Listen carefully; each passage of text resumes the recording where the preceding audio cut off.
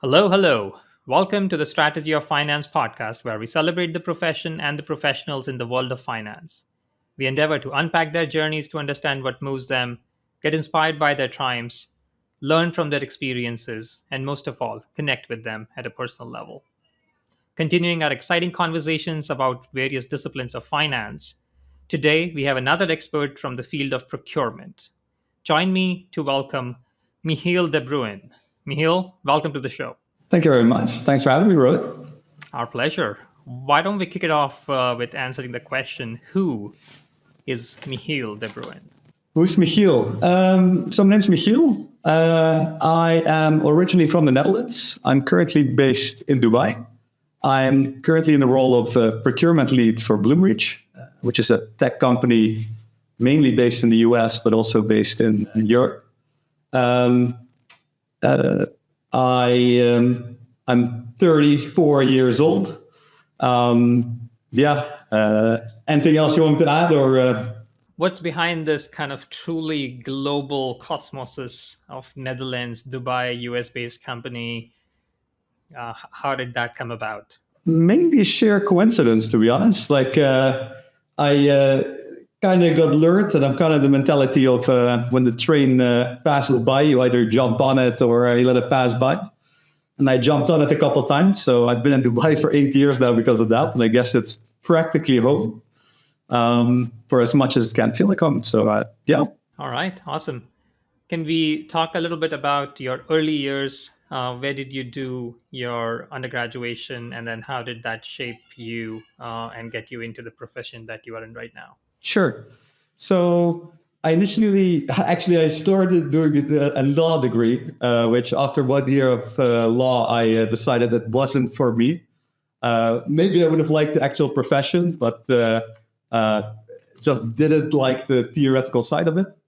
I then strangely ended up in facilities management, and I did a bachelor's in facilities management. And facilities management sort of has a natural connection to procurement, actually. So if you study facilities management, in a lot of internships, you have the option to either really become a facilities manager in a basement somewhere and work on events management or things like that. Or the other side of things, which is the more contractual side and the services side. I ended up on the services side. So my first internship was actually in London with Jones Lang LaSalle, where I did a procurement internship, mainly working for accounts like Intel. And there I had a pretty tough boss that was really into procurement. So it felt more like a job, I guess, than an internship. But it worked really well for me. And I think because of that, I had a great learning opportunity. I think after that moment, I never really let procurement go. And I very quickly went into it as a profession. So I knew fairly soon. Post that, I did my master's in Sweden. So I did a master's in global management. And when I finished that degree, I eventually moved to London and moved into procurement consulting. So then I guess the decision was officially made that this was going to happen and I was going to stick with it. At the beginning, also mainly focused on kind of like facilities management, because there was a natural connection of understanding how facilities management works plus procurement, so that combination. But then eventually growing out to kind of across multiple categories, manufacturing, FMCG.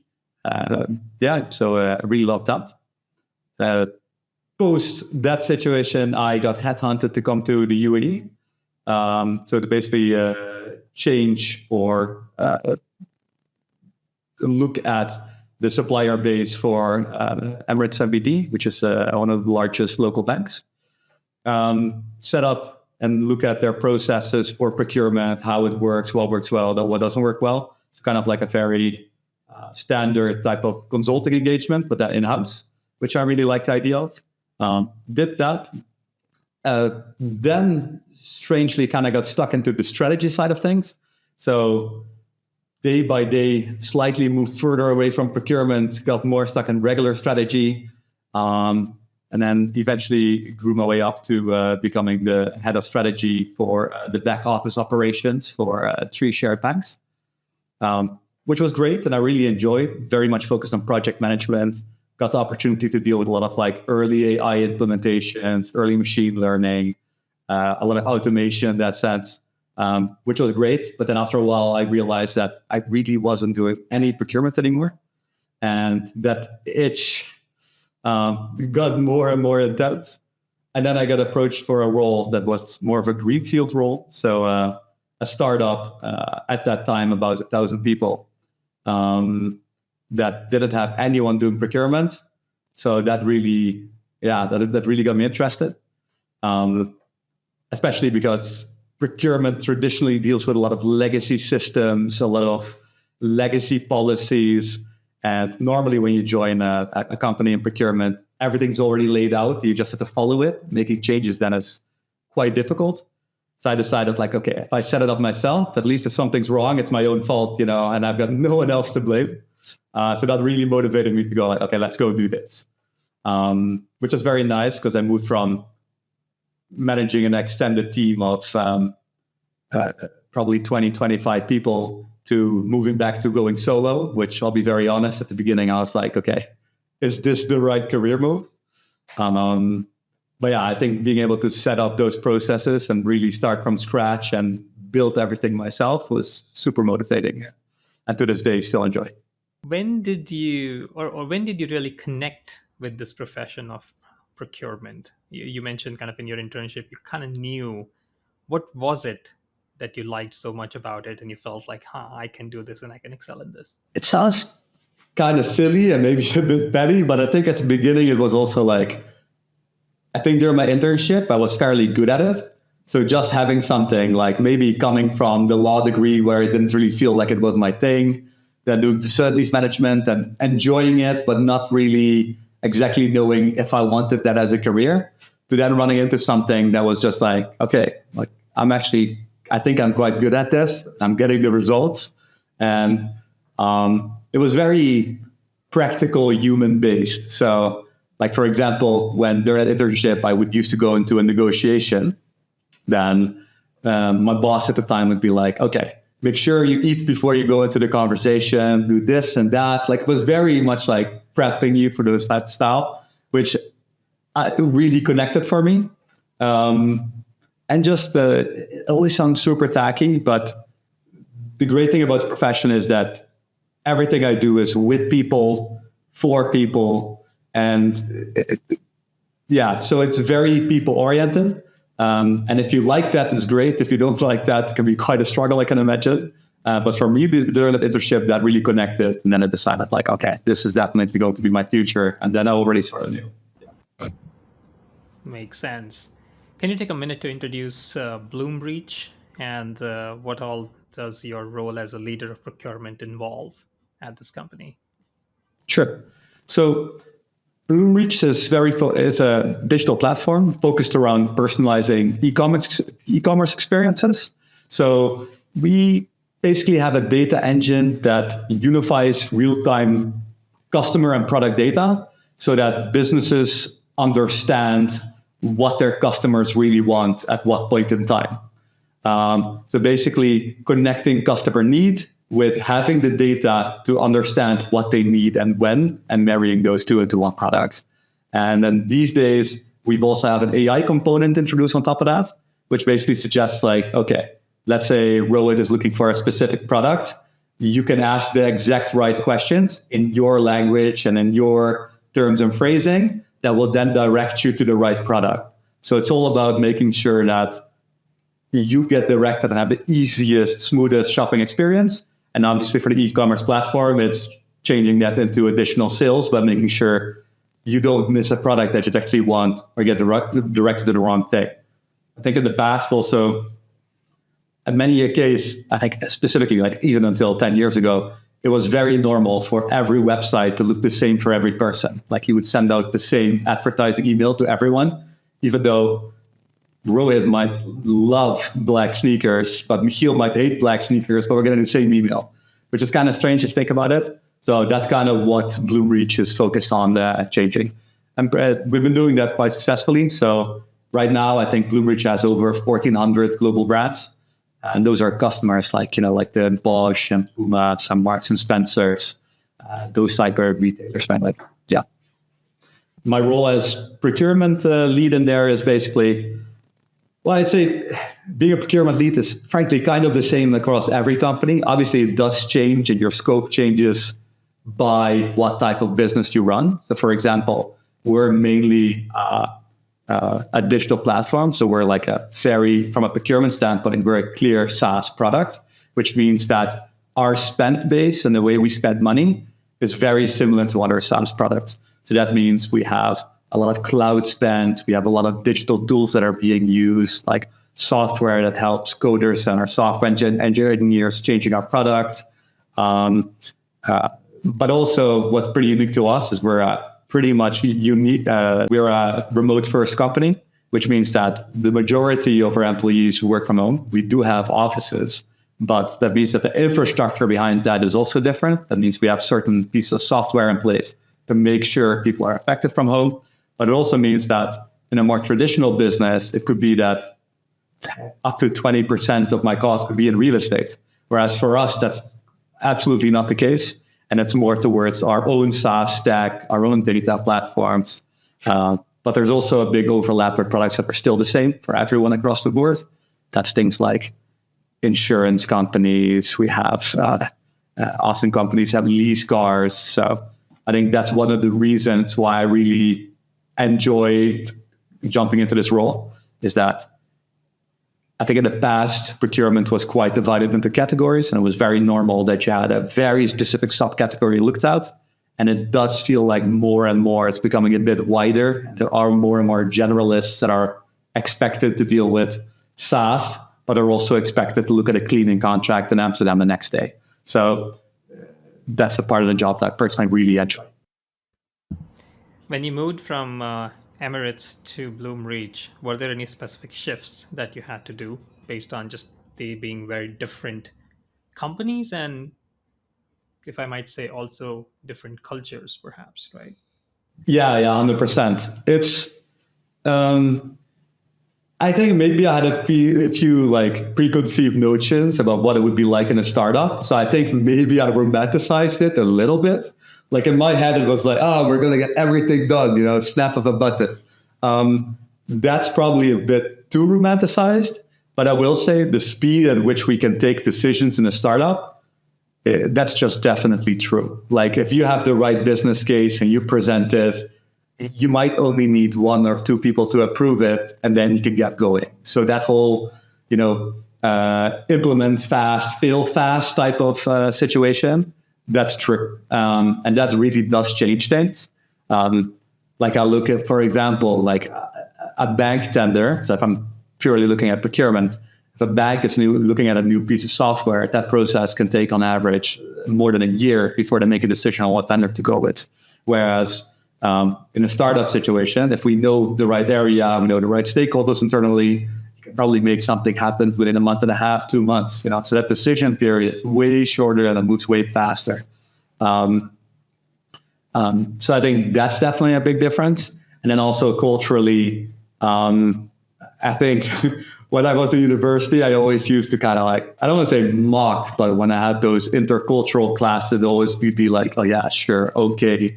But yeah, that stuff is real. So definitely now in Emirates MBD, it was more of like the nationalities working in Dubai are just very different compared to the now mainly American and European colleagues that we have today. So that dynamic is definitely different. People have different expectations. People look at time off differently. People look at deliverables differently. That definitely comes into play into my field as well, and which stakeholder I internally deal with. Yeah, for sure. How large is your team? And given you guys are anyways remote first, is your team also distributed globally? And is that kind of is there a deliberate decision in terms of having people across different geographies? Given I would imagine you're also procuring, whether it's software services or other things, globally as well. Yeah, no, completely fair. So right now, our structure we currently have is that basically we follow the methodology of like when I joined the company, first you build infrastructure, you get basic policies in place, then you're trying to understand the spend, and then you start looking at negotiations. So at the beginning, I was really cherry picking negotiations because you want to bring in money, show the value of procurement, etc. And then you move on to make sure that all the other contracts are competitive. Over time, you're starting to look at smaller and smaller contracts. And then I think after 8 months of time, we did an internal transfer where I'm the first person to also become part of the procurement team. So we have a 2-man team. And then I think actually 8 months after that, we added a third member, kind of showing that like, hey, if we have more hands, we can do more work, both from a compliance perspective, cost perspective. So this was what it looked like. So today we're a team of 3. We're indeed globally divided. So the main core hubs of Bloomreach are US-based. Amsterdam, we have a hub, and we have a hub in Slovakia. We also do have an office in India, the direct procurement representation there. I guess I'm very close to the Indian time zone, actually. But no, we did specifically make the decision to say, like, okay, we have one American based in the US to represent that time zone. And also, it's important that there is a cultural difference. And if you do want to speak to someone that speaks, let's say, the same lingo or has the complete same frame of mind when you're buying something, then there is someone that understands that. Then I'm obviously Dutch, so I sort of indirectly represent the Amsterdam office, I guess. And then now we have a colleague who's based in the Czech Republic, which is the same time zone as Slovakia, who also speaks Slovakian. So that everyone can theoretically find someone in procurement that can speak in their native language inside their time zone to deal with. But yeah, that was definitely a conscious decision. Yeah. Makes sense. How much of a spend, if you're open to sharing that, how much of a spend are you managing on an annual basis today? I can't really give exact figures because we're not a public company, but ballpark, like the moment you're a SaaS company of 1,000 people upwards, then in terms of recurring SaaS spend, most companies will be anywhere from 4 to 7.5 million in annual SaaS spend. That'll probably be the main category. Their marketing budgets would obviously differ per year. But I'd expect the marketing category for most startups our size to probably be their largest expense. And then you have a lot of indirect spend, which would be offices and literally from the cleaning companies to the lease cars to insurances to all of that type of stuff. That would probably fall in the last bucket. That might be slightly higher if you're not fully remote and you do, let's say, if we do have offices, but they're very small offices in comparison to the size of our company.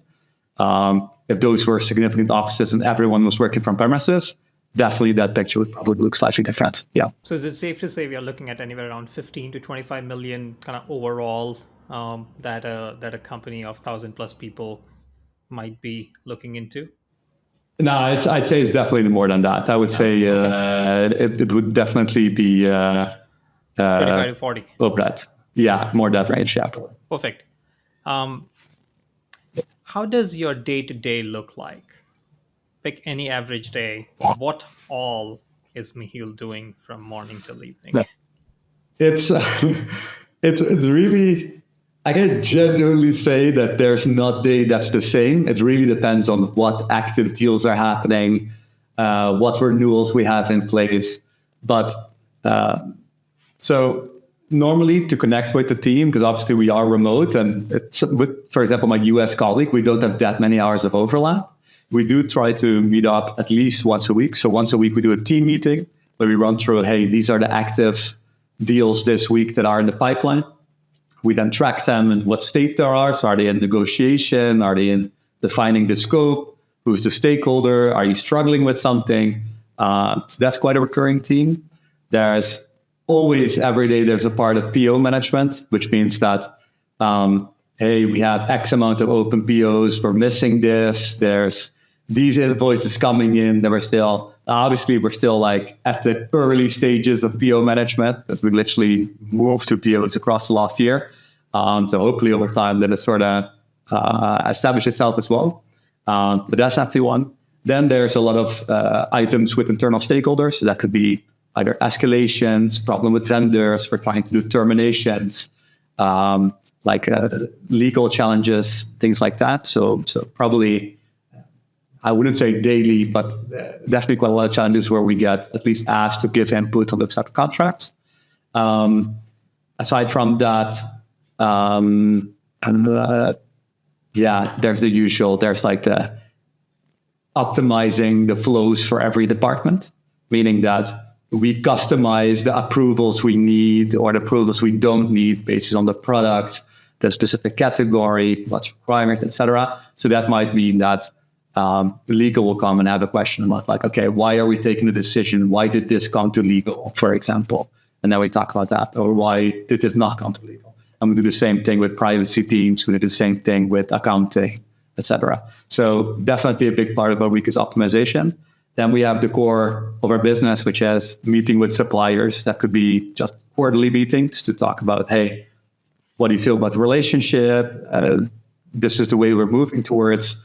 This is what we're expecting in terms of our growth. This is what we're expecting in terms of contract size.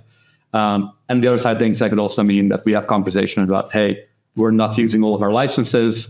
At any given time, we normally have about 18 supplier engagements that are active, meaning that's either a renewal or an active negotiation or a full-on RFP. So that might be, we're trying to get a new podcast platform. So we have to compare 3 podcast platforms and really do the full cycle, which is a bit more intensive in terms of like the amount of procurement effort it takes.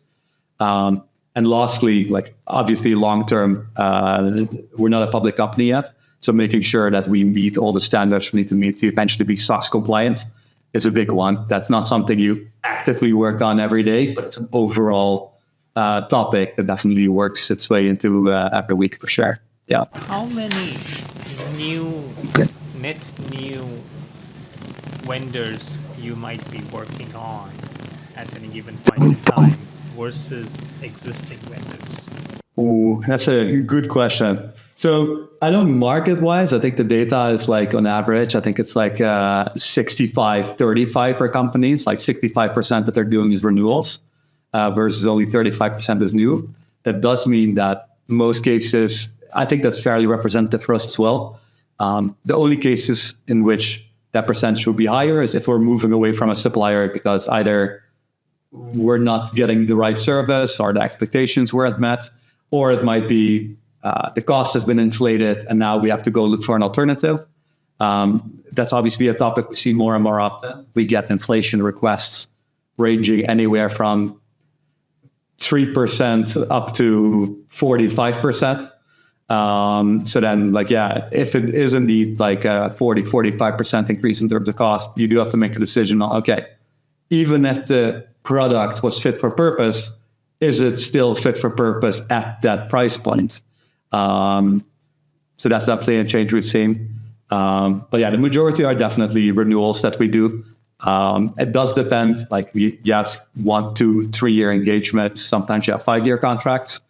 The majority of renewals are probably in that 1 year bucket. So that's probably the majority of the work comes from that. Yeah. Yeah. Are you okay doing 3 to 5 year contracts? It depends. Like we do have sort of like an internal standard of what our expectation is if we move a 2-year contract from a 3-year contract.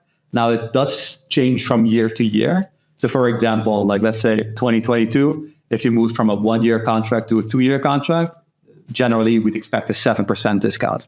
And if it's more than that, great, we'd most likely take it. If it's less than that, then it might not be worth it. Like the cost of cash then versus what we would get on that in terms of interest versus the risk of paying upfront just isn't generally worth it. Slightly different for every company, but we do try and look at it very mathematically. So it's not like Michiel feels that it's a good deal, but it's like, hey, if you do this, on average, probably you're 1% better off. Is that worth the commitment to you?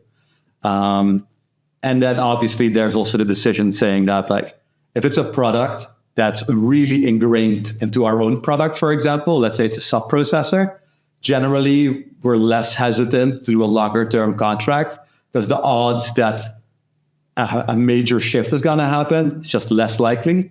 Or if it's a supplier where we have a generally good relationship and we've seen that they've been fair on pricing, they've treated the internal business stakeholders well, contractually we've not had any issues, then if we get to a point of renewal and someone approaches us at that time and says, hey, actually, if you move to a 3-year contract, this is something you could get, then that's definitely an option we'd entertain way more than if it's, let's say, a first-time engagement with a supplier and we've never worked with them before and they tell us, hey, we also have a 3-year option.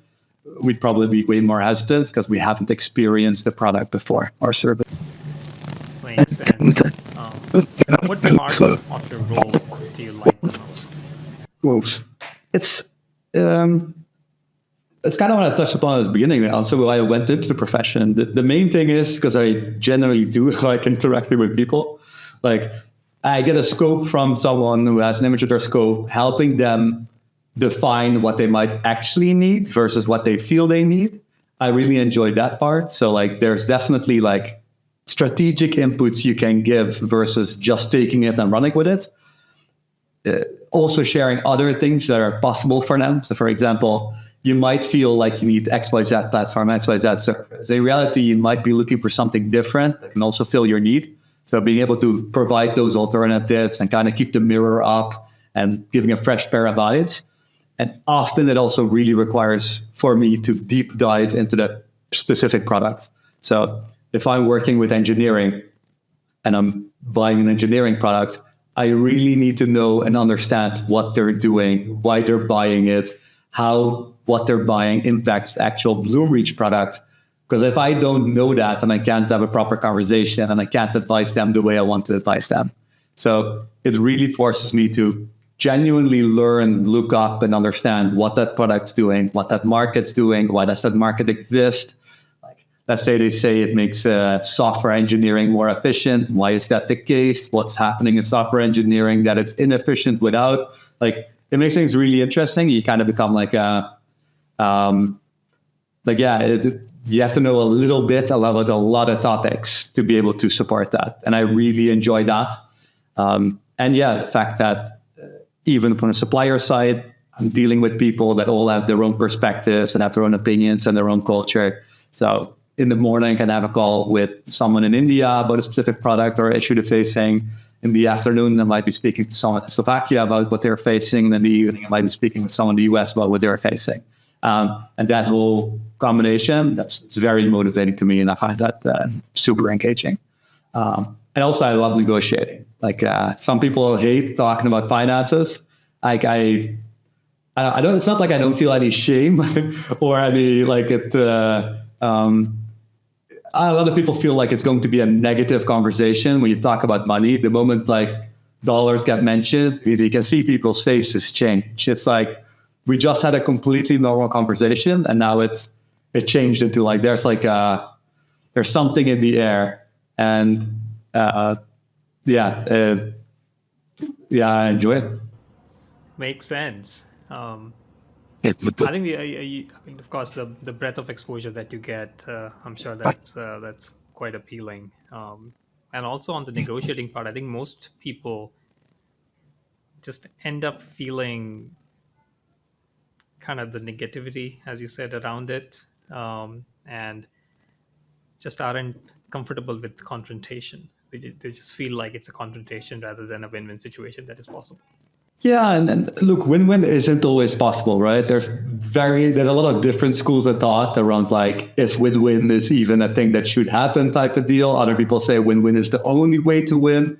So I don't really have a very strict opinion there, but I'll say that like last year we actively started with procurement, working with our sales team to understand, hey, what experiences are you having with procurement teams when you're selling the product? And what are they telling you? And what's working on you? What's not working? Like, what elements of the procurement process do you experience as negative? Are we doing the same things? And vice versa, trying to explain to them, this is why procurement teams do this. This is this is where we come from. This is why we make those decisions. So sometimes it might seem to you like we're just pulling a trick. Actually, it's because of this compliance thing or process thing. and also kind of giving them in some way ammunition to deal with that and kind of meet procurement in their own language and their own way of working. But that was super interesting because like when you hear a sales team talk about procurement, like it's really like genuinely holding a mirror up to myself and being like, oh, I do that. Actually, I'm fairly certain that's how I'm potentially being experienced. So it's funny how that works. Tell us, what can procurement teams do to align strategy with the overall business goals of their organizations? So it really does depend on what type of company you work in, how long the procurement team has existed inside that team. And like in some companies, the complexity will be a lot different than for other companies. But I'd say 9 out of 10 times the procurement targets or the procurement objectives will sort of be directly aligned with the company's objectives, meaning that if you're in a stage of growth, generally you're more focused on making sure that the business has the right products directly and as fast as possible. Generally, in a very big stage of growth, cost will be definitely a factor, but less of a factor than getting it there at the right place at the right time so we can go ahead, write the tiger. Whereas for, I guess, companies that have been established for a longer period of time, for example, you're in fast-moving consumer goods, or you're in manufacturing, and your margins are way smaller than, for example, in tech, then, if you're doing procurement for a cleaning company, your margins are very small, like we're talking about percentage points in terms of margin, now you have to drive cost as an extreme priority. Otherwise, you can't be competitive in that marketplace. So they don't even have the luxury to say, okay, we're willing to pay a premium, but then we get it today so we can give our customers more. That's not an option. So it really does depend on the overall company, their size and their objective. But I would say across the board, the common topics in procurement are always the same. That's making sure you're getting the right product at the right price, and making sure you're covered by the right terms and conditions. You're not accepting any risk that is not tolerable to the organization, and you make sure that the entire process is well-oiled and transparent and ethical. I'd say like those are kind of like common across every organization. The things on top kind of depends on the direction of the organization. But again, the differences in procurement aren't that massive. Like, sounds some way hard would say, but if I would be working for a different tech company, my objectives will be 99% the same. Like, it's just because procurement at its nature, the type of work we do and the type of compliance that's required, is just extremely similar. It does make it easier in some way. It means that I can have a conversation with someone who works in manufacturing procurement, and we can still share best practices. There's not a lot of fields that can sort of do that because the nature of the business will be so different and the type of work that they're doing will be so different. But in procurement, it's like the key core components of the business are close to identical. Yeah. Makes sense. You mentioned objectives. Can you talk about what kind of OKRs should a procurement team have? Sure. There's a few standard targets that kind of exist all the time. So like the main ones would be cost reductions. The ROI of the team often gets measured in startups, maybe not as much in traditional businesses. You have turnaround time. That's both turnaround times for purchase orders, but sometimes I could also be held responsible for the turnaround time for how quickly documents are reviewed. So in some way, we're put together in a bundle with everyone that eventually reviews a document, right? Even though I own the process, there's privacy in there, there's legal in there, maybe IT needs to approve, maybe HR needs to approve. So that means that I'm dependent on them approving it on time to meet my turnaround time. So that's like a sticky point that always exists. But that's a very common OKR. Then we have cost under management, the very common one. So that means like the percentage of your spend that's actively gone through review and deliberation. Potentially, you can look at the amount of quarterly reviews you have with suppliers, the amount of reviews with tier one vendors or like high risk vendors versus low risk vendors. So more like category management goals that you can set. And also that maybe the amount of maybe the amount of spend that have gone without the PO, or the amount of POs that have gone out for specific like spend categories, or amount of POs that have gone out for specific type of value. So for example, that could be which invoices have we paid without PO above a certain level, and what was the reasoning what, or why did we give exceptional approval, measuring those type of criteria. All of those are fairly common across the board. I'd only say like in a startup environment, it is definitely slightly different. Like the first 2-3 years in a startup environment, like your team ROI is just absurd. You know, you're turning yourself more than 80 times versus where in a normal environment where you have an established long-term procurement team, that doesn't exist anymore. Now, after 2.5-3 years, we're getting to the point where we can see us normalizing, and you can see a natural transition towards compliance, PO management, etc. Yeah. As you think about technology companies, it's certainly we have, and we still are in some ways, kind of in a funding winter. And profitability is something that has really risen up in terms of mind share at the management teams, board, board of directors, and so on. What kind of impact does that have for a procurement leader? Do you need to switch strategies in some ways? What do you need to change to attune to the times that you are in? Yeah, 100%. So I think most procurement people that you talk to right now will tell you that the focus on cost is way higher than it probably was 2-3 years ago. And that's purely because less chance of funding means more focus on tight finances, and also means you're probably being more diligently checked or managed by your investors that you are looking at that cost. So definitely. Ironically, it's like in this profession, it's like every crisis for procurement is a good one because like suddenly procurement gets a voice, you know? Whereas if everything is going well and like everyone's spending money, like it's all fine. And, you know, like procurement sitting in the corner. And then like when there's a financial crisis, suddenly we get to sit at the table. It is sadly a bit like that, but that's also like, you know, it's part of the job. Definitely a more core focus on cost. You notice that we actively try and engage teams and always let them know like, hey, we're a free tool for you to utilize as an internal partner if you want to, X, Y, Z. So it's definitely a good way for procurement now to approach businesses and use yourself as a tool for them, because they probably have gotten budget challenges that you could actually help with directly. So that's been like a definite finding.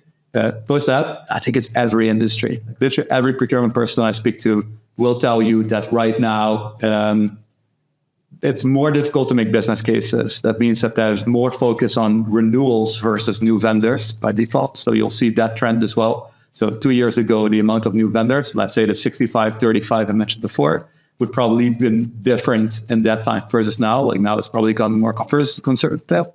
You see a trend where people are accepting less long-term contracts now. That's most likely indirectly that tells you that CFOs and financial people involved, as well as legal, are more difficult about approving multiple year contracts, most likely because of the financial application. So, okay, let's test the product first, and then we'll see.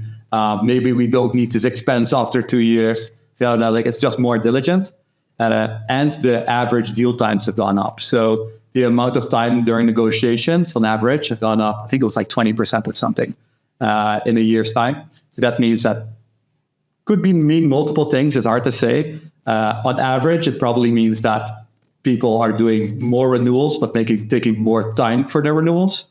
Most likely also because the procurement teams might have slightly more time because they're doing less new products, and new products normally take more time. Means that they'll have more focus on the renewals because there's less new products being added to the tech stack.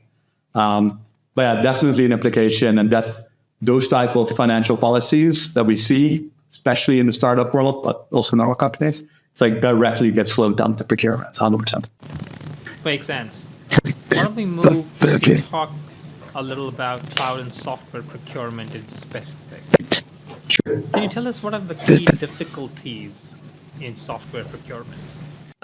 Software procurement in general, cloud is a whole different animal altogether, right? Like, because cloud really requires you to have a deeper understanding of not just tech stack, but also because let's say you're a platform like ours, that means that you have to understand the customers that are being put on your cloud network, why that's resulting into cost, how that's being used. Growth on those costs are generally linked to new customer acquisition. So you need to have an understanding of what are we expecting in terms of new customers to expect future growth. But the complexity of cloud is like generally not to be underestimated. I would always advise someone that if you're doing cloud procurement, most cloud providers provide like free trainings. Normally it's for engineers, but you can just take that as a procurement person as well. That will run you through, okay, what are all the dashboards that you have? And this is like AWS, Google, all of them offer this. And the moment you understand all the dashboarding, the criteria, the measurements, the metrics, and it's like, okay, this is how they're being measured. Some of them even provide you training as in like, just real thing. Like they provide you training in terms of how you can best buy cloud on their platform. So obviously this will always be a bit skewed in their favor. So I take it with a grain of salt. But it is a good way to understand like how their product is built up, because all cloud products are slightly different in the way they're built up and their criteria. And the difference in cloud specifically is that it's way more about utilization and optimizing utilization and the infrastructure versus the actual negotiation. Like if I'm talking about a normal SaaS product, negotiation can have a genuinely big impact. Whereas for cloud, like you have to imagine that like getting 1 percentage point in discount extra is a massive shift, and often requires you to go to either a new spend band, right? So is that, whereas the utilization can have, if you have a legacy utilization or optimization, you could theoretically say 30% upwards by optimizing that. You could never get that out of a pure straight up negotiation there. So that by default makes it way more engineering focused. You need way more dedication to actually change that, and way longer time frames to change that. You asked about the difficulty of software in general. I'd say the main challenge, and again, like I'm not the oracle, so this is hard to say, right? But for me, it probably, I would say, one is apple to apple comparison. So software tools are more and more diversified, and actually finding like for like products that you can't compare to has become way more difficult. It's also like the one top comment we get from account managers. It's like, wow, you can't compare us. It's like, okay. You know, which till one extent is true. If you agree with it or not. Next time you're on a call with a salesperson, they're going to quote this and say, you only said that it's hard to compare. It is hard. So that's why I would say like benchmarks are 100% key. If we don't have benchmarks, then we just cannot confirm if we get a good price at that point in time. You know, like if we go to having done cleaning contracts in the past, for example, like a lot of that, I can do the exact calculation, and Rohit, you too can do the calculation and say, okay, well, you need cleaning materials, which if I go to a reseller would cost about this. I need this. I need a new vacuum cleaner. Let's say we spread out that cost over 2 years. Then we have this amount of square meters. The average cost of the individual plus insurances and costs is this. Okay, I should pay about this amount of USD per square feet that I'm actually cleaning. You know, and so everyone can theoretically do this. In software, this just doesn't exist. You know, like it's all intangible costs. So you don't know if what they're charging you is a 20% margin or it's a 150%. Like you do not know what margin is being run on you. So it makes it genuinely difficult. And that's why I'd say like without benchmarks, you're just kind of standing out in the street naked, you know? So you really need to make sure that for us internally, every vendor, software vendor, obviously above like a threshold, but I'd seriously say above every $2,000 that we spend, we try and get a benchmark And that could be either through an aggregator that provides benchmarking data, or that could be through procurement networks where people share data or they share insights with one another, or former procurement colleagues that are dealing with the same vendor, and you discuss, hey, I've got an XYZ. Is this sort of in the right ballpark that I'm looking at? But definitely benchmark is 100% key to understand. And also to prove to the business that, hey, this is where you're at. Because you also don't want to punish a supplier that's being 100% transparent, meaning that we've had software suppliers that will come to us, give us a pricing, we benchmark it, and it shows us that it's a competitive rate. And they'll come back and say like, oh, you can see them entering the negotiation, like, oh, here we go, 5-foot procurement. We say, okay, fine. And they're like, okay. It's like, yeah, you gave us a competitive price. And they're like, yeah, I did. But I'm like, yeah, we benchmarked it and it's competitive. So no need for us to have any further conversations, commercially agreed. So there's definite upsides to it. Like, you don't have to see benchmarks completely as your enemy if you're a software provider either. Like if you are playing ball and you're fairly quoting us, then 100% we can reciprocate.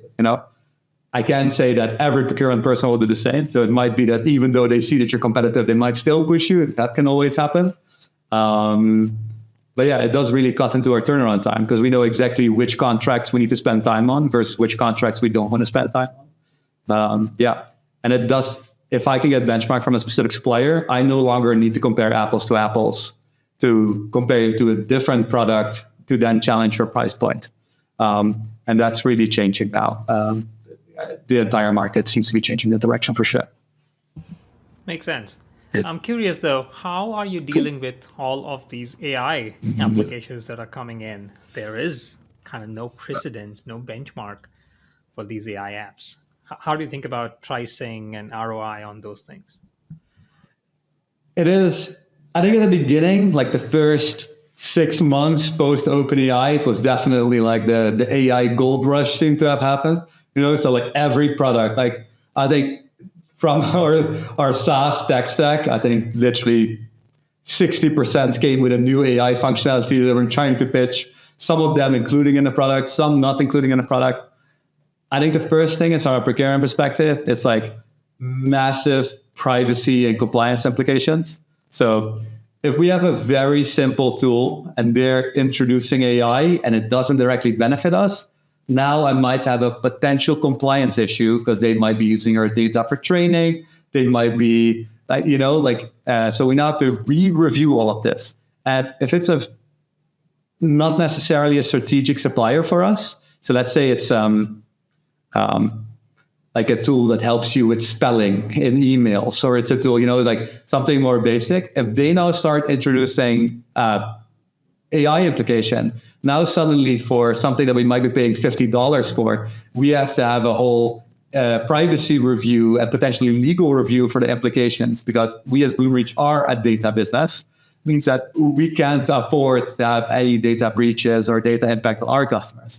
So now it's like, okay, so it might actually impact the company because we might have to say goodbye to that relationship because they now introduce an AI application that we might not necessarily want or might not necessarily benefit of.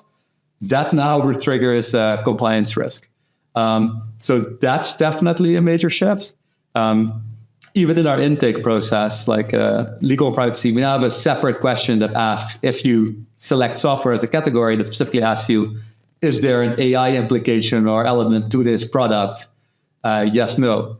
And that then means that if you say yes, it's always privacy and compliance and potentially legal review because of the way those products are handled.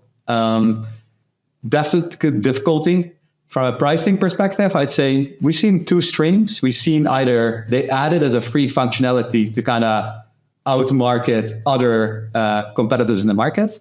And I will say this works because we do notice that sometimes we're reviewing our own internal products that we're using. And then the stakeholder might say, well, their competitor is using this AI module in there and they don't have this anymore.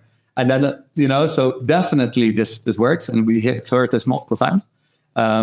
And the other side of things is like, oh yeah, we have an AI module, but it's going to cost you XYZ dollars extra a month. And, and they try and pitch it as an upsell. So we definitely see those two streams. When someone is coming with an AI pitch, what is resonating with you the most?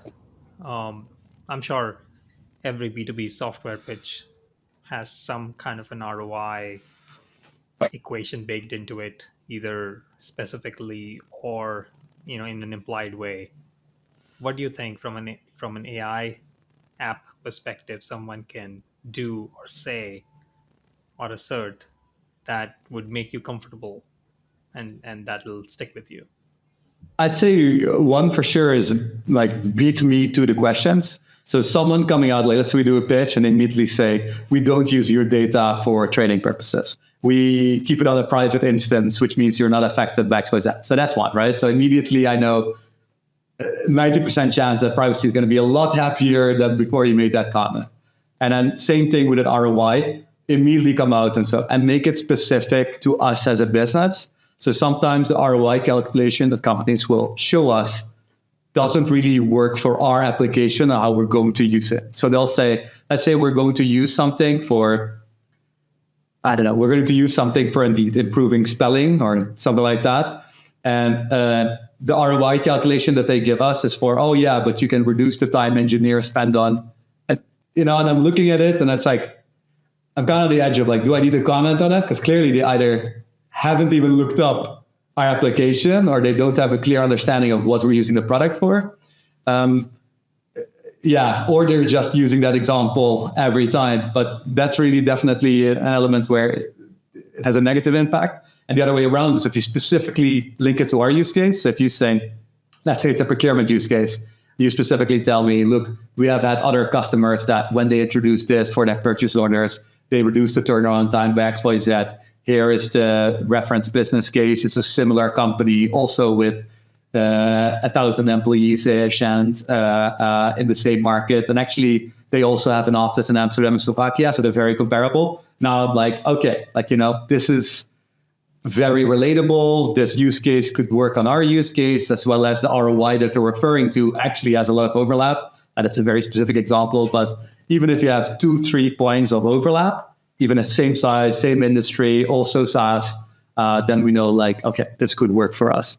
Because for example, they might make their business case on engineers based in the US in terms of ROI, but then our engineers might be based in India or Slovakia.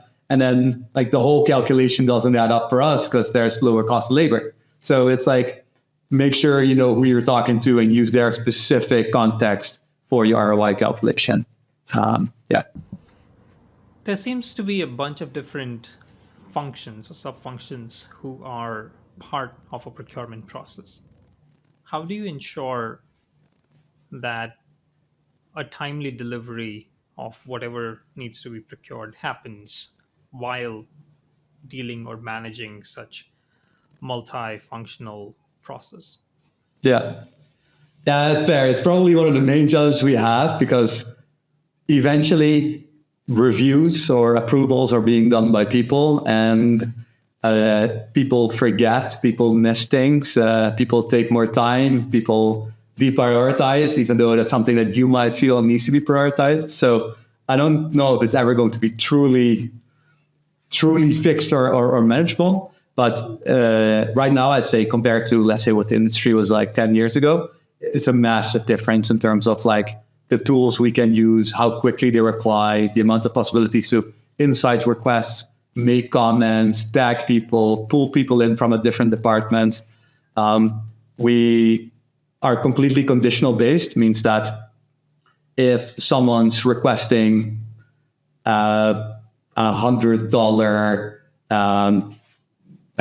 pen through the procurement system, then legal won't be triggered and compliance won't be triggered. It will not go for privacy review. It will only go for one level of approval. So there's multiple eyes on it. And for the rest, it goes through the process.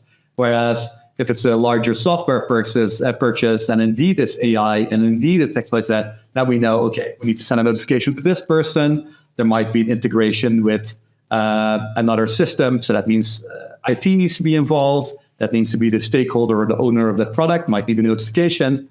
So then it gets a lot more intense. So I'd say definitely prioritize real risks. So decide as a business what your risk profile is and what you consider risk. So for example, for Bloomreach, that's data is 100% key for us, just like the way our business is organized, and what our product is. On top of that, it's like larger spend, so larger spend item. So that's a common one for most companies. So if you know exactly what your risk profile is and what risk you're willing to accept. So for example, in marketing, let's say simply that could be marketing deals often have like contracts that are quite extensive. So it could be if you miss the event, you might have to pay half of the amount back, or you can only cancel this period of time. Then you have to make the internal decision saying like, are we going to send all of those for a legal review because we want to look at all of those? Or are we going to say there's a good chance once a year an event may be canceled and will incur a cost? Are we going to now say, hey, we'll accept that risk, but for doing so, we're going to do no legal reviews, which calculation-wise, like, will it actually save us money by not doing that and focusing legal efforts on those high-risk contracts? So I'd say define your risk profile, what fits inside of that, and then customize your process underneath to sort of match that. And make sure it's like, bulletproof, ironclad on paper. So it's not Michiel thinks it's low risk. It's like, no, this category, this amount of money, these questions answered in this way triggers this review. So it's all automated from that sense. Is there any point in time where you would take a temporary risk? Maybe let's say a company has not done some SOC 2 compliance or any kind of other privacy compliances and so on. If you are getting a better price, or Bloomreach is at a stage now where you have to have a check on the risk and compliance side, and there is just no way to get past that.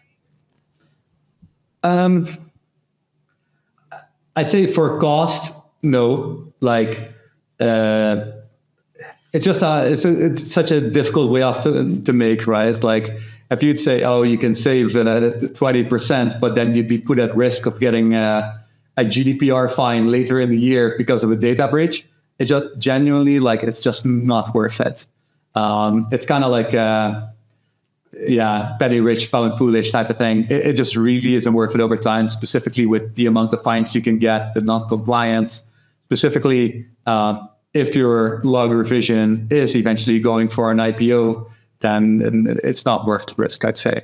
The only thing I could imagine is, let's say you have a product that doesn't have their SOC 2 compliance yet, but it's a great product with add value and it ticks all the privacy boxes, but it doesn't have that specific qualification. What might happen is that we ask specific additional questions to then try and vet them around of that. And then even then still, we could still potentially request a business risk acceptance to say, hey, we document that the business accepts the risk either contractually or specifically in the product, that it's noted and that we have audit proof that, yes, we acknowledge the risk. This is the risk. We track it. And then eventually the goal is that, like, from a compliance perspective, we also track all of these risks that are accepted or risks that are not accepted, and that potentially in the future might change. To then later go to the supplier and say, okay, do you have your SOC 2 compliance now? And if they say, yes, we do have it, then we can mark it as an okay. We covered that risk fully now.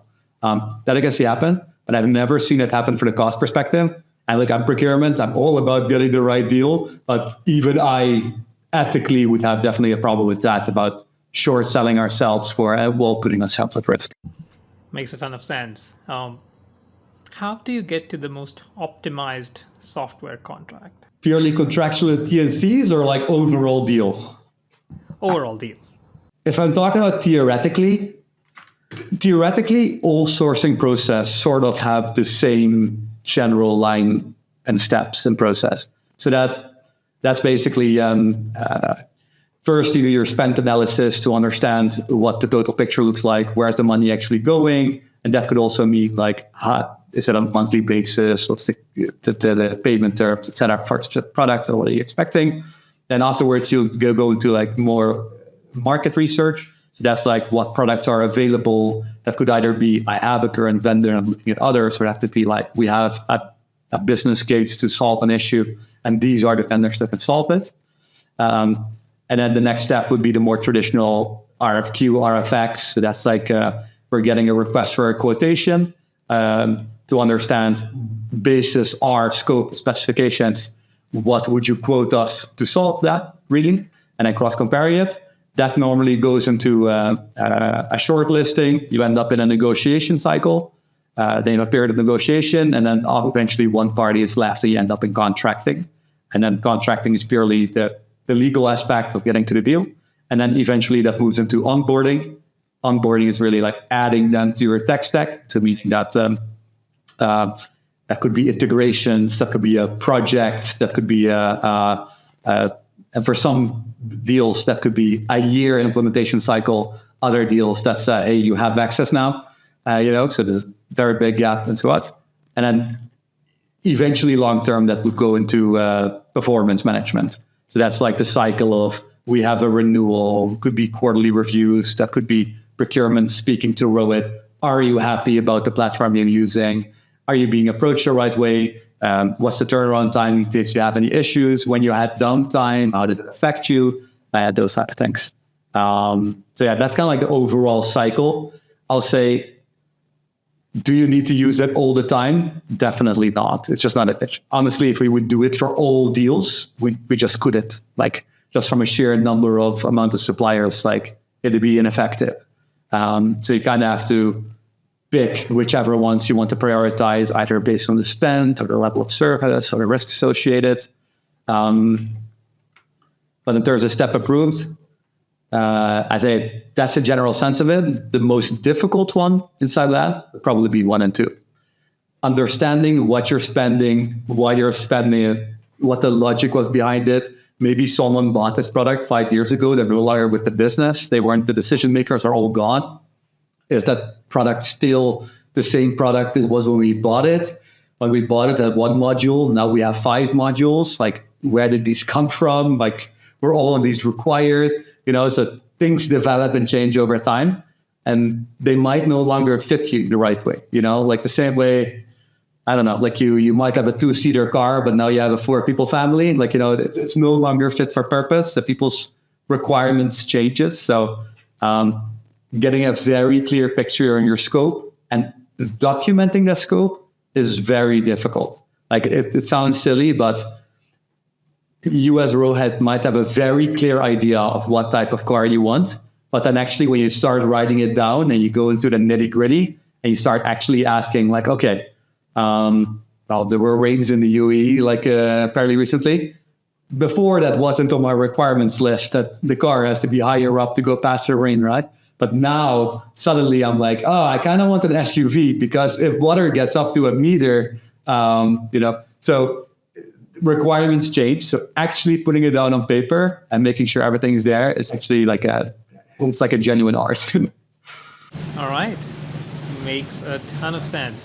Why don't we move to talk a little about the future of procurement? What are the biggest challenges facing procurement today, and how can organizations prepare to tackle them? I'd say from a SaaS type of business, or talking general?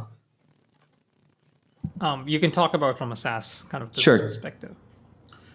I'd probably say risk and tech management. I'd say like AI being the perfect example, how quickly that changed all of our review processes, and the implication from a data perspective, GDPR perspective, the privacy perspective.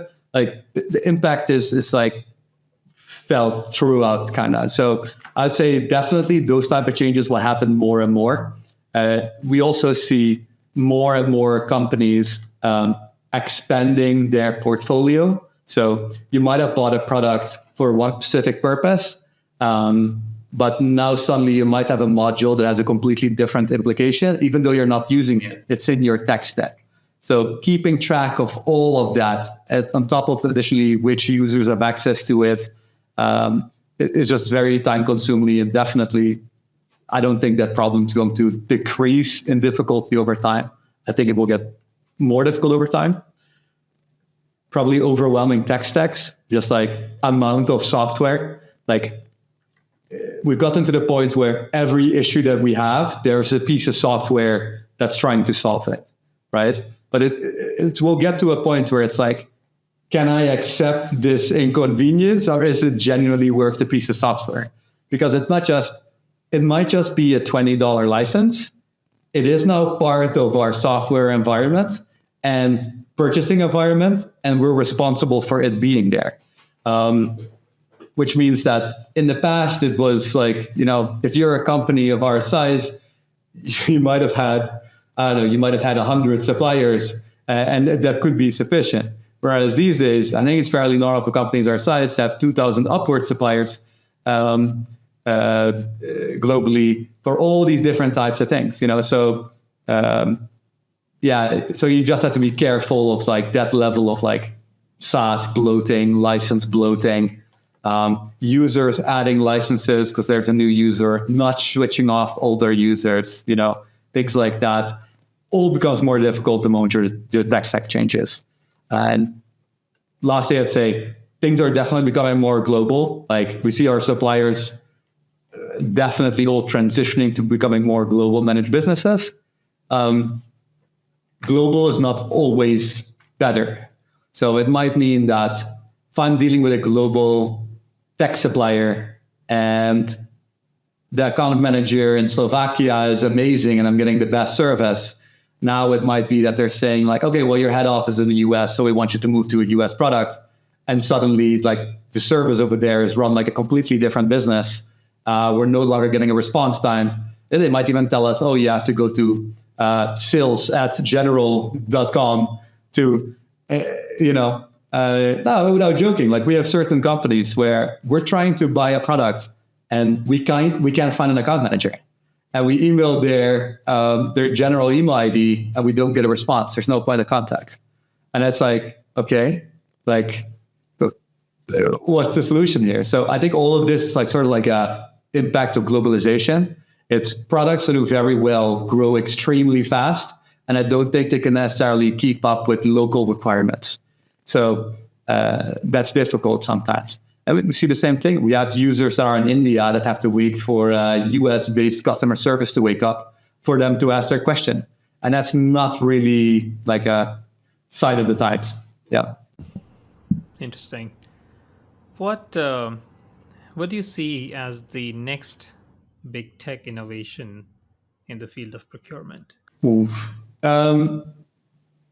I'd probably say, in terms of procurement specifically, direct access to data would be a big one. And it's definitely already going into that direction.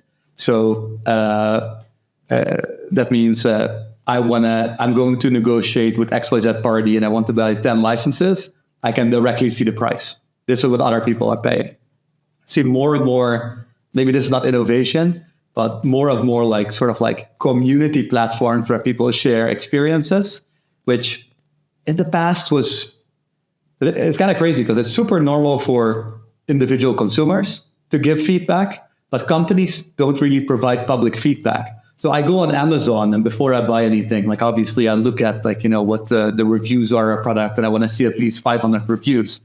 But for some SaaS items, it can still be completely normal for them to have one referral company. You go have a conversation and you're like, oh, this is great. Whereas personally, you'd never do that for one review, which is provided by the company. So I see these community feedback is definitely more and more. And post that, I'd probably say right now there's a lot of companies moving into digitizing the RFQ journeys. Potentially like data ownership is becoming a big thing. So how do I optimize my own data to do proper procurement analysis? And that means contracts data, but that also means spend data. And that means like sort of automating tracking savings and how you calculate those in, sharing those with your FP&A departments, things like that. And lastly, definitely a trend we see, which I expect also to go into the future, is more aggregator platforms selling products. So where in the past you had, for example, the AWS and the Google marketplace, now you have independent marketplaces that sort of will tell you, oh, if you buy through them, they have a standardized price, which might be more competitive because they have a larger pool of services. And you get the standardized contract, which are better contract terms and conditions that you would get on your own. If you buy through them, you can pay every 30 days instead of annual upfront. And we make sure it's SOC 2 and GDPR compliant so that your compliance right? Your compliance and privacy, et cetera, won't have any issues with that. Like, that's definitely a trend that we're seeing. In the past, that was mainly done in indirect services. So that would be, I'm trying to buy bolts for a factory. Oh, you can't just buy bolts here. You can buy bolts and you can buy belts and you can buy this. And that's sort of moving into software now. So I'm kind of excited to see where that's going to go. Does that mean that in the future, I don't need to even benchmarking data anymore, et cetera? I just go to an aggregator and tell them I want that product for X amount of period, and this is what I'm willing to pay. I don't necessarily know, but pretty excited to see it. All right, very cool. Looking back, what advice would you give to your younger self starting a career in procurement? Well, I'd say procurement is still such an undersold profession. I know it sounds silly because clearly someone's willing to make a podcast about it, but they didn't used to be any university degrees on procurement. All of those are starting now. You can actually take courses to do so. However, I don't think many people come out of high school and think like, oh, I want to, it's not a very natural profession. It's not like there's no Suits television show about procurement that makes you think, this might be okay. So I hope it gets more attention over time and people will do more internships, kind of is the way to get in touch with procurement and see the profession.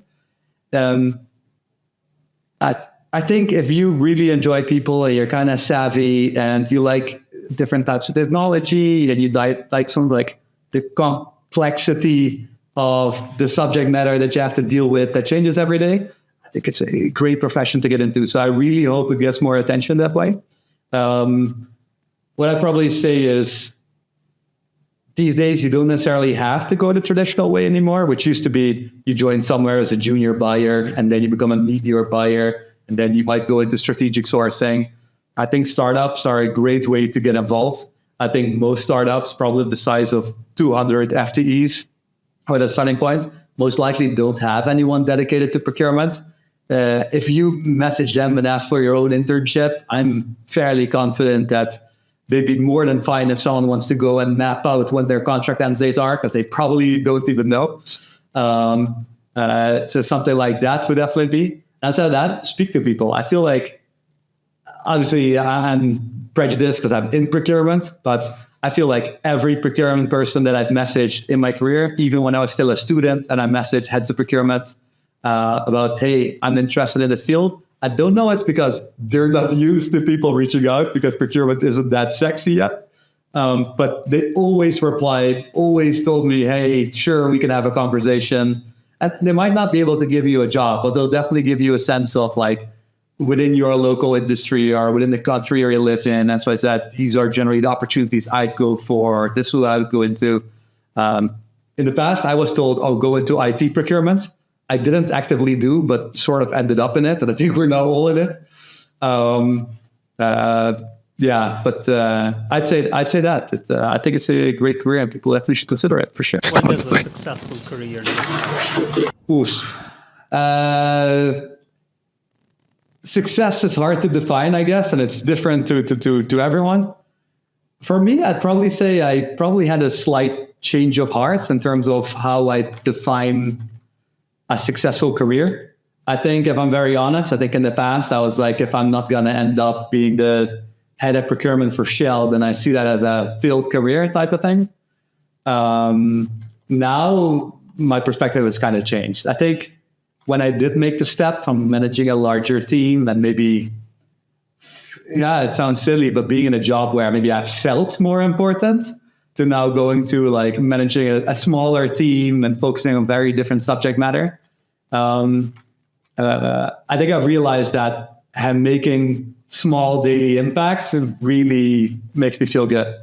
Like I really enjoy training people. Like for example, taking someone in who's not necessarily had a procurement background and teaching them and working them up and seeing them become like a genuinely good negotiator, that's probably my favorite moment of the year type of thing, Whereas in the past, I was mainly focused on a successful career is a specific type of title. Now it's more like, I don't know, like if eventually Bloomreach goes IPO, having brought them from a procurement standpoint to IPO, that's definitely something I'd be proud of. Long term, I'm really enjoying what I do and being able to say that there's not many days where I open up my laptop and I go, oh, here we go again. Genuinely is my goal. I'd say if I get to keep learning and I get to keep experiencing new things while simultaneously delivering value, we're working with new business partners and doing that in a pleasant manner, honestly, that's all I want. What's your framework for negotiations? How do you go about it? Oh, I don't think there's one framework really. For sure, there's not. Like every negotiation is different. And I personally think the sign of a good negotiator is someone who can sense when to push which buttons, when to not play any games, just straight up say, I have this budget, is this going to work? So yeah, I generally don't believe there's a framework. I do believe don't change too far away from your personality. So if you feel uncomfortable pushing hard, don't push hard because I don't think it would necessarily work for you. So if you're more soft-spoken and you're just a real people's person, remain exactly the same way in negotiations. I'm convinced you could probably just be successful that way as well. Eventually, you're not negotiating with another company, you're negotiating with a person. So if that person doesn't like you or they feel like you're not on the same page, they're just not going to fight as hard for you as they would if you are on the same page and you are being truthful and you are being straight up. Now, obviously, that's not always the case. And again, like every negotiation is different. But yeah, understand where you stand, understand what levers you have, understand what actual pie there is to divide, if anything. Understand if a win-win is an option or if it's not an option in your situation. And I would say have very clear communication with your business about what their expectations are. So once you enter that negotiation conversation, this is a go, this is a no-go, this will be considered a win, this will be considered a loss, and be very clear about what you can do, what your parameters are. Because if you don't know, it's going to be very difficult to be successful. Great advice. With that, why don't we move on to our last segment, lightning round? Should be fun. I'm going to ask you some simple questions, and all I need are immediate responses. Okay, go on. All right. What do you prefer, sweet or savory? Savory. Books or podcasts? Podcasts. Are you a thinker or a doer? Do work. Introvert or extrovert? I guess that's easy. No? I'm actually on the middle, but I'd probably say extrovert, at least work-wise. Okay. Scotch or whiskey? What's your guilty pleasure? Oh, rum. All right. How does someone impress you? Straightforward honesty. If not a procurement leader, what would you be? HR. Mm-hmm. If you can be head of procurement for any company for a day, which company would you choose and why? Oh. Shell. Oh. Actually, well, that's a really difficult one. I'd probably say a government. Makes sense. Interesting. Ideal place for you to retire? Oh, northern Sweden. If you could teleport yourself right now, where would you go?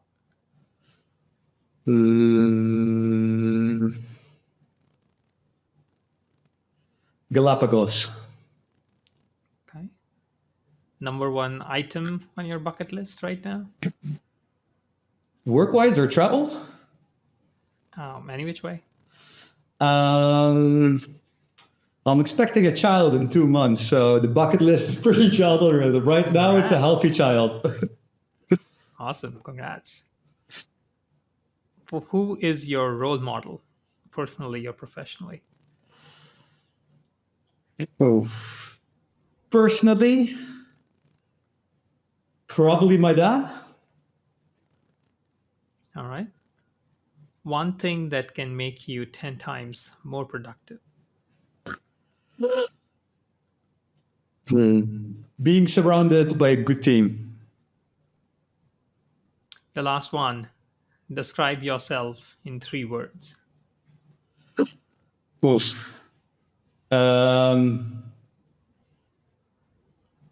Honest.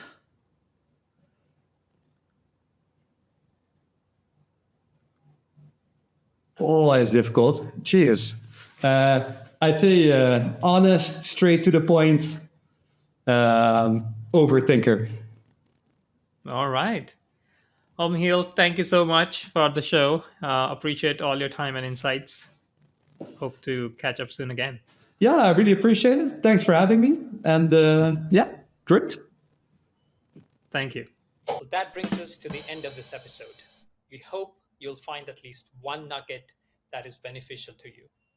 As always, thanks for listening to Strategy of Finance. If you enjoy the show, please rate and review us on YouTube, Apple Podcast, Spotify, or our website, www.strategyoffinance.com.